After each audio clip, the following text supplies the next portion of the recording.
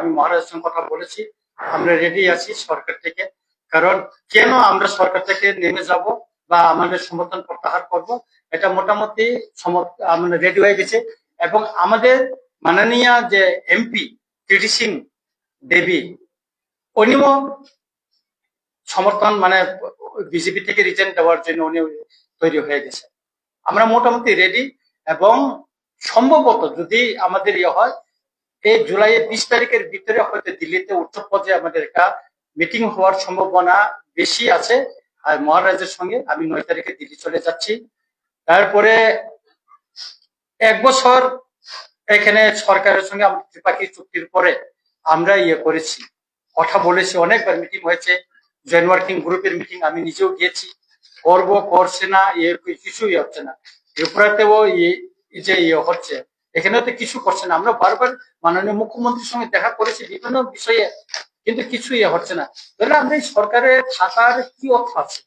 আপনারা বলুন, ত্রিপাক্ষিক চুক্তি 1 বছর হয়ে গেল, বেশি ইলেকশন হইতেছে না। এখানে 125 অ্যামেন্ডমেন্ট বিল করে এডিসির হাতে ক্ষমতা পাঠানোর কথা, দেওয়ার কথা।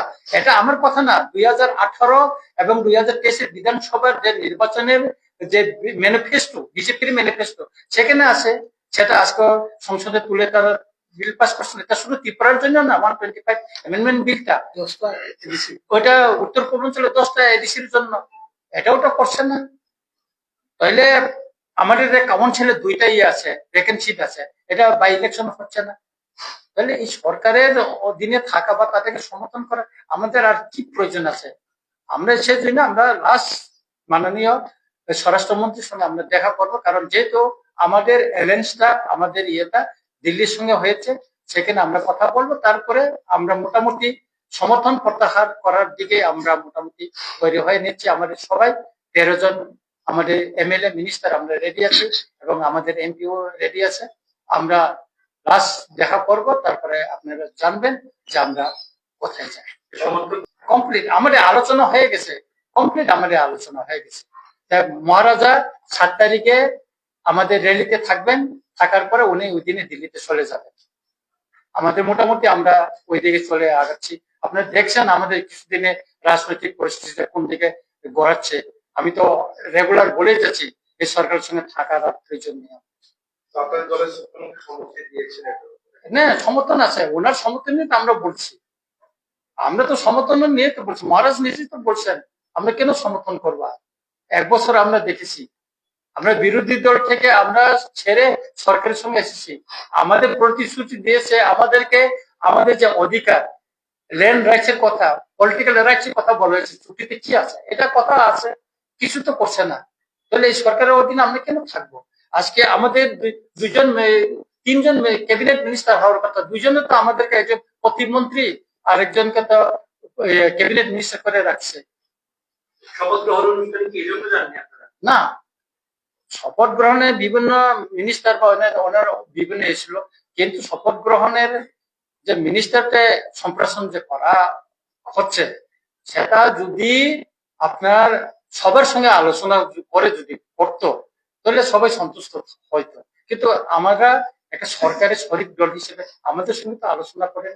আমাদের মাননীয় মুখ্যমন্ত্রীকে দিয়ে রাত্রে, ওয়েস্ট ডিস্ট্রিক্টের ডিএম রাত্রে ওনাকে হোয়াটসঅ্যাপে মেসেজ পাঠিয়েছে 9:30 দিকে। আমি মহারাজের সঙ্গে 9:30 সময় কথা বলেছি, তখনও উনি জানতে পারেন নাই যে ত্রিপুরার মন্ত্রিসভা সম্প্রসারণ হচ্ছে। আমি বললাম আমাকে কাজ দিয়েছে যে এরকম, আমি তো এখনো জানতে পারিনি। বলছি যেহেতু আপনারা বহুদিন ধরে বিভিন্ন রাজনৈতিক জনজাতি সবার জন্য আন্দোলন করে যাচ্ছেন, কিন্তু একটি বক্তব্য, আপনারা মূলত যে বিষয় নিয়ে দল গঠন করেছিল তাদের সেই দাবি থেকে আপনি পিছিয়ে গেছেন। আজকে আপনার শরীর দল হিসেবে ঘুরে চলে যাচ্ছেন, কিন্তু আমরা যে মূল দাবিটা ছিল সেটার জন্য আপনারা এত বড় পদক্ষেপ নেননি কেন? কোথায় আমরা গ্রেটার ত্রিপুরা ছেড়ে দিয়েছি আপনি বলুন? আমরা কি বিবৃতি দিয়ে বলেছি যে আমরা গ্রেটার ত্রিপুরা ছেড়ে দিয়েছি? সেই জন্য তো আমরা সরকার থেকে প্রত্যাহার করতে যাচ্ছি। তো আমাদের গ্রেটার ত্রিপুরা তো আমরা ছাড়িনি। আমরা যেটা ওয়ার্কিং যে গ্রুপে, জয়েন্ট ওয়ার্কিং গ্রুপে যেটা সাবমিট করেছি, আপনি দেখেন আমাদের সংবিধানের আর্টিকেল 2-3 এখানে স্পষ্ট লেখা আছে। সেই জন্য তো আমরা ছাড়তে যাচ্ছি। আমাদের সঙ্গে যে চুক্তি, ত্রিপাক্ষিক চুক্তি হয়েছে, এটা কিছু করছে না, সেই জন্য তো আমরা সমর্থন প্রত্যাহার করবো। কেন থাকবো এই সরকারের অধীনে আমরা? 2021 সালে তো আপনারা এডিসি ক্ষমতায় এসেছিলেন, হুম। তারপরে ত্রিপুরা সরকারে আপনারা শরিক দল, সামনেই আগামী বছর এডিসি নির্বাচন, জনজাতিদের কাছে কি নিয়ে যাবেন? আপনাদের সাকসেসটা কি আছে? কি আছে? তখন আমরা পারছি না বলে তো সমর্থন প্রত্যাহার করতে যাচ্ছি। 1 বছর আমরা অপেক্ষা করলাম, আমরা কিছু পাচ্ছি না বলে তো আমরা সমর্থন প্রত্যাহার করতে যাচ্ছি। মূলত কৃষিতে আপনার 125 এমএনএম বিল পাস করে সেখানে আপনার বর্তমানে 28টা থেকে 30টা থেকে 50টা করার কথা, এগুলোতে কিছু হচ্ছে না। পাচ্ছি না বলে তো আমরা সমর্থন প্রত্যাহার করতে যাচ্ছি। তো স্যার চক্র ভাই যে কোনো সময় তো সবার সঙ্গে, আমি তো সুদীপ রায় বর্মার সঙ্গে দেখা করি, গোপাল রায়ের সঙ্গে আমারও তো কথা হয়, জিতেন চৌধুরীর সঙ্গে তো আমার চা চক্র হয়।